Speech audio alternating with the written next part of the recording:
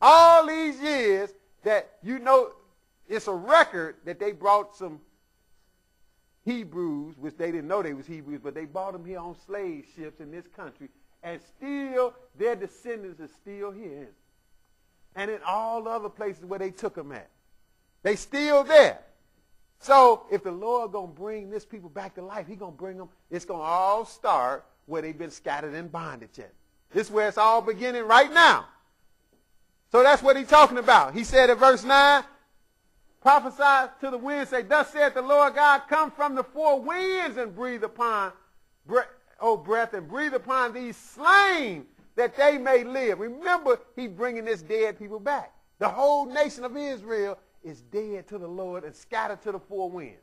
Now let's back up and read more into it.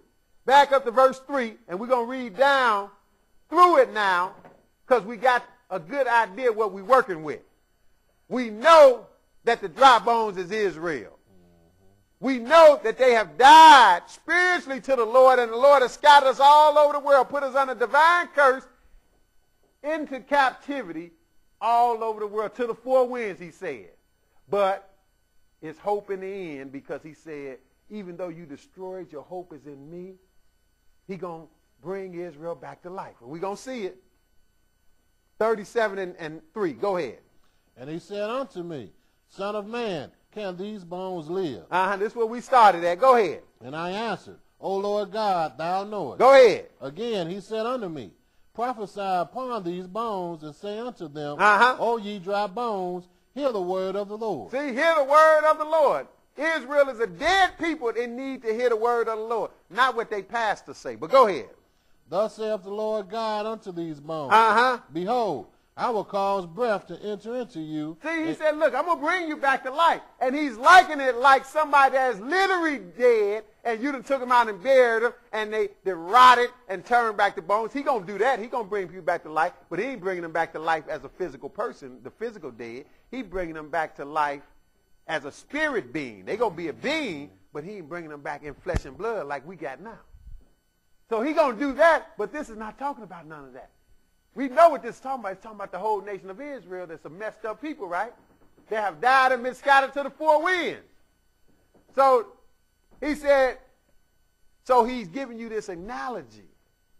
Just like you putting a person back together that have rotted and turned to bones. That's the analogy he's giving, because he's putting the whole nation. Remember, these bones is the nation of Israel, right? We ain't talking about one person. He said, look, thus said the Lord in verse 5, Lord God unto these bones, behold, I will cause breath to enter into you, and ye shall live. Well, we saw where the breath ended up. It had to come from the four winds, right? But go ahead. We're going to get to that. Go ahead. Verse 6. And I will lay sinews upon you, and will bring up flesh upon you, and cover you with skin. See, that looks literal, but he's giving you an analogy of somebody that have died and rotted. The process that it would take to put them back together, he's going through that process with Israel. Go ahead. And put breath in you, and ye shall live, and ye shall know that I am the Lord. See, we're going to see what all that means, though. Go ahead, verse 7. So I prophesied as I was commanded, and as I prophesied, there was a noise. And behold, a shaking. And the bones came together, bone to his bone. See, it's going to take some dramatic stuff to get this done in the end. He said he prophesied, and when he prophesied, there was a noise and a shaking, and bone came together, bone to his bone. They on their way when you get this noise. But that's dealing with all the way down to when the Lord comes. But go ahead, verse 8. And when I beheld, lo, the sinews and the flesh came up upon them, and the skin covered them above. But there was no breath in them. See, he beheld. Now, the process has started. See, but we know the process got to start. Because he said, breathe upon these slain that they may live. They are already in captivity. See, that's why the process, that's why we starting to understand this right now, where we are at. In slavery. In this death. That's why a few of us, we coming out of the death. See, we not the walking dead no more, those that have understanding. But we still among our people that's still dead. So as a whole, the nation is dead.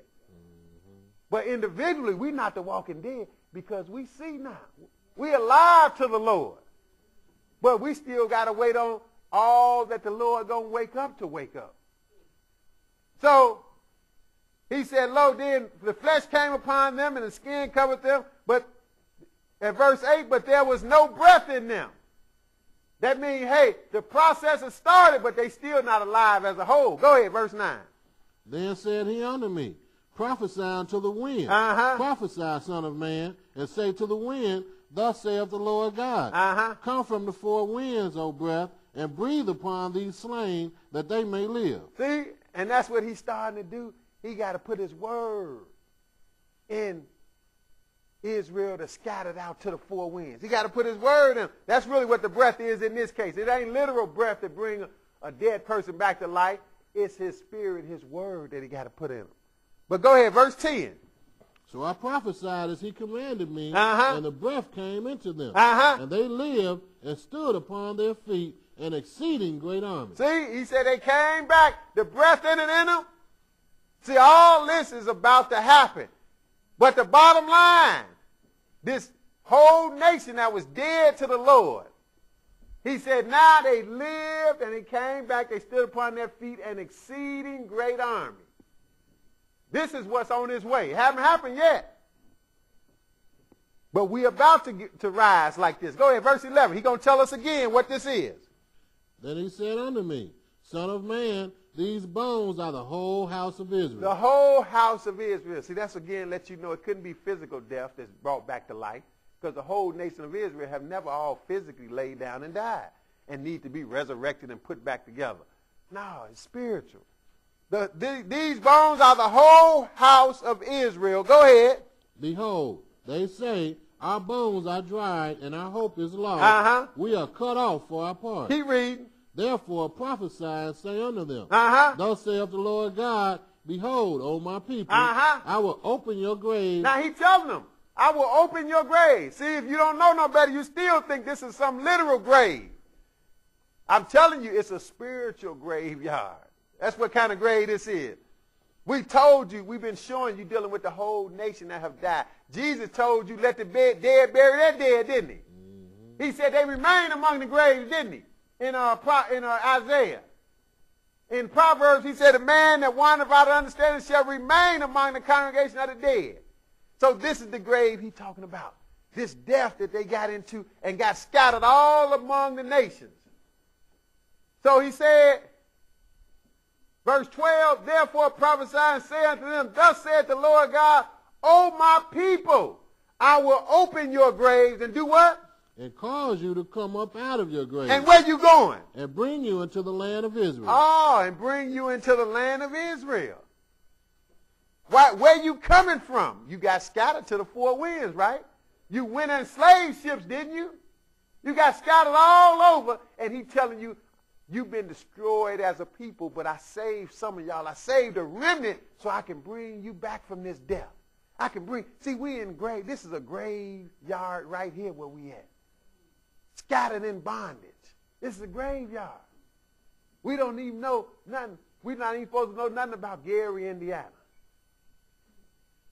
But we don't know nothing about home now. We don't know where the real home is.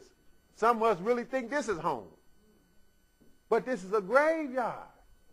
That's why we the least on the totem pole. So he said, I'm going to bring you out of your graves and bring you into the land of Israel. That's where you're going. But go ahead, verse 13.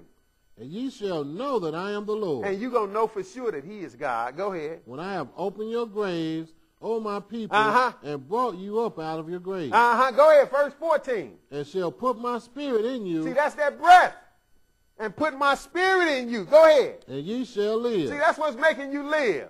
The spirit, which is his word. He given to you. And it's starting now. But as a whole, we still dead. Go ahead. And I shall place you in your own land. See, that's where he got to put you, because you into the four winds. Go ahead. Then shall ye know that I, the Lord, have spoken it, and performed it, saith the Lord. See, now what looked impossible to Ezekiel with this valley of dry bones, the Lord said he's going to do it. Now back up to Ezekiel 6 now.